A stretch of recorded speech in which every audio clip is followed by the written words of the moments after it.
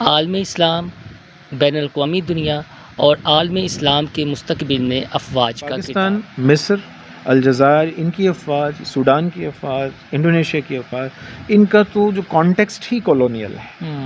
بعد عالم اسلام کی جو خارجہ پالیسی، اس میں فوج کا جو کردار انتہائی اہمیت کا حامل ہے. جو موجودہ سعودی فیملی ہیں، ان کے بڑے جو ہیں ان کو آیا صوفیہ جو کل جس کا افتتاح ہوا، اس چوراہے میں انہیں بطور غدار کے باقاعدہ ان کا سر قلم کیا گیا تھا. سعودی تاریخ وہاں سے شروع ہوتی ہے.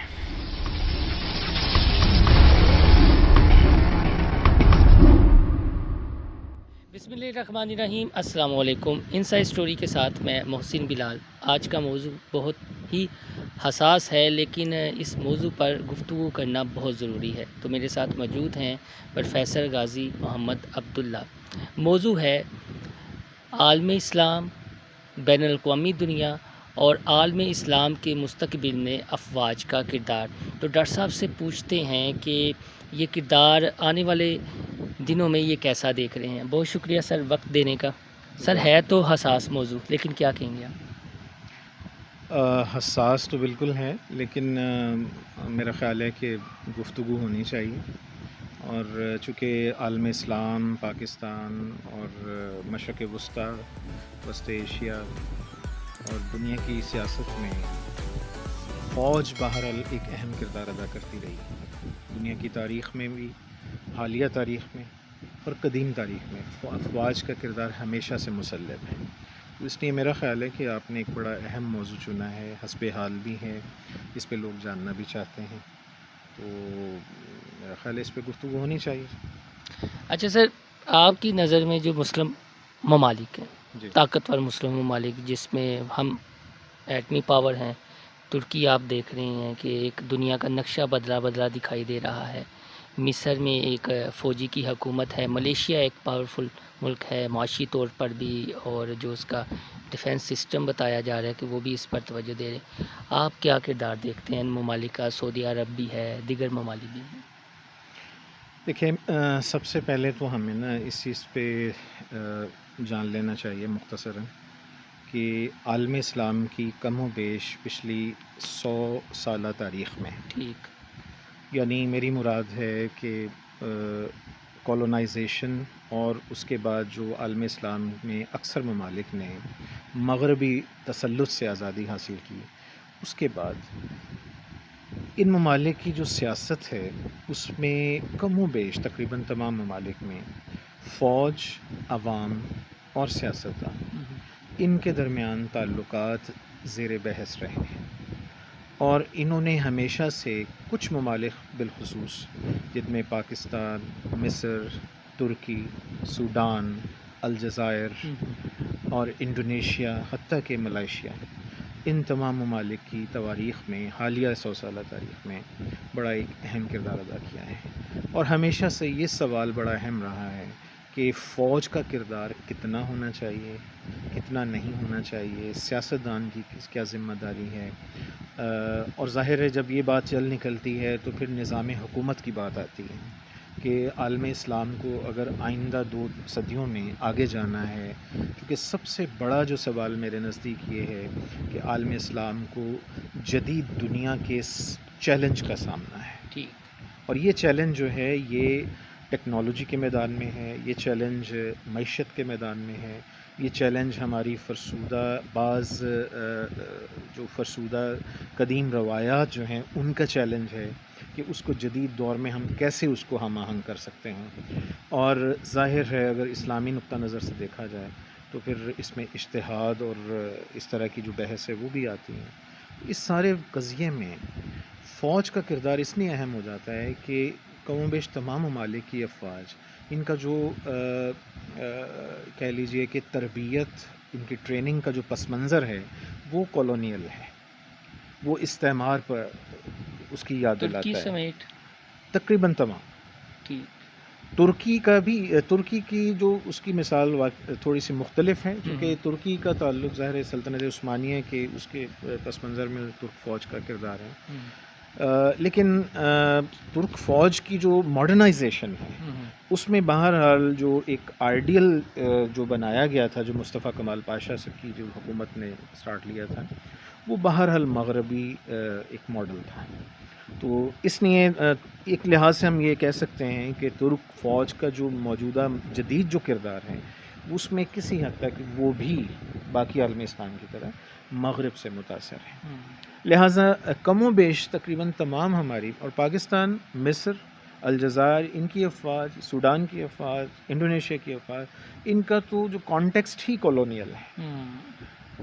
تو اس اعتبار سے فوج کا کردار انتہائی اہمیت کا حامل ہو جاتا ہے. بدقسمتی یہ رہی ہے کہ دوسری جنگ عظیم کے اختتام کے بعد ہم دیکھتے ہیں کہ پاکستان اور دیگر جو اسلامی ممالک ہیں، مسلم ممالک، انہوں نے آزادی حاصل کی. کسی نے برطانیہ سے حاصل کی، کسی نے فرانس سے، کسی نے اٹلی سے. تو اس طرح ان تمام ممالک کی تاریخ اس اعتبار سے کم و بیش ایک جیسی رہی. اب اس کولونیل سیٹ اپ کو یکلخت تبدیل نہیں کیا جا سکتا تھا، نہ یہ ممکن تھا. اس سیٹ اپ میں جن اداروں نے سب سے اہم کردار ادا کیا آئندہ آنے والے دہائیوں میں، ہم 1950 1960 کی دہائی اور حتیٰ کہ 1970 اور 80 کی دہائیوں میں دیکھتے ہیں کہ کم و بیش ان بڑے مسلم ممالک میں فوج نے بڑا ایک کلیدی کردار ادا کیا ہے. اب ظاہر ہے اس میں دونوں پہلو ہیں، اس میں کچھ مثبت بھی ہیں، اس میں کچھ منفی بھی ہیں، اور یہ اس بات کی ایک طرف بڑی غمازی کرتا ہے، اشارہ کرتا ہے کہ آج بھی مسلم دنیا میں جب بھی مسلم دنیا کے مستقبل کی بات ہوگی، فوج کے کردار کے تعین، پہلا سوال یہ ہے عالم اسلام کے سامنے کہ فوج کا کردار کیا ہونا چاہیے. دوسری چیز فوج کے کردار کی جو عملی حیثیت ہے، یعنی عملی طور پر فوج کس قدر اہم ہے عالم اسلام کے مستقبل کے لیے. تیسری بات، عالم اسلام کی جو خارجہ پالیسی، اس میں فوج کا جو کردار انتہائی اہمیت کا حامل ہے. چونکہ جب بھی عالم اسلام کو بیرونی دنیا کے ساتھ، خاص طور پہ عالمی طاقتوں کے ساتھ، اور آج کل خاص طور پہ ہم 9/11 کے بعد امریکہ کے ساتھ جب گفت و شنید کا مسئلہ آتا ہے، تو ہم دیکھتے ہیں کہ جیسے پاکستان کی مثال ہے، جیسے مصر کی مثال ہے، حتیٰ کہ ترکی کی مثال ہے، تو اس میں فوج کا جو عنصر ہے وہ یا فیکٹر ہے وہ بہت اہمیت کا حامل ہو جاتا ہے. تو سب اب بتائیے گا کہ ہمارے یہاں مارشل لا بھی لگتے رہے ہیں. اب اگر پاکستان کی بات کی جائے تو ترکی کی بات کی آپ نے، ملیشیا کی بات کی، سوڈان کی، مصر کی. موٹیو جو ہوتا ہے ایک موٹو کہ جہاد، یہ فیکٹر کتنا کاؤنٹ کرے گا؟ اور پھر یہ کہ جو امت محمدی صلی اللہ علیہ وسلم ہے، ٹھیک ہے، ایک وہ بیک گراؤنڈ بھی، یہ جب متحد ہوں گے کیا چانسز ہیں ان فیوچر کوئی آپ دیکھ رہے ہیں؟ کیونکہ امت اسی کی. محسن صاحب دیکھیں، اس میں یہ بہت ہی حساس موضوع ہے، لیکن میرا خیال ہے اس پہ گفتگو نہیں کریں گے تو ہم آگے نہیں بڑھ پائیں گے. اس کے 2-3 پہلو ہیں.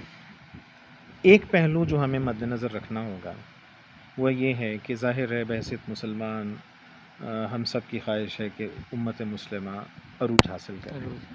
اس کو عروج سے مراد یقیناً ہماری مراد ہے سیاسی عروج حاصل کرے.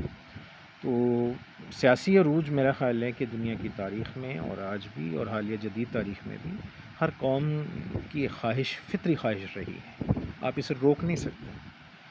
آپ دیکھیے کہ دنیا میں جب بھی عالمی طاقت کا تصور جب بھی آیا ہے، دنیا کی تاریخ کے ہر دور میں طاقت کا توازن بدلتا رہا ہے.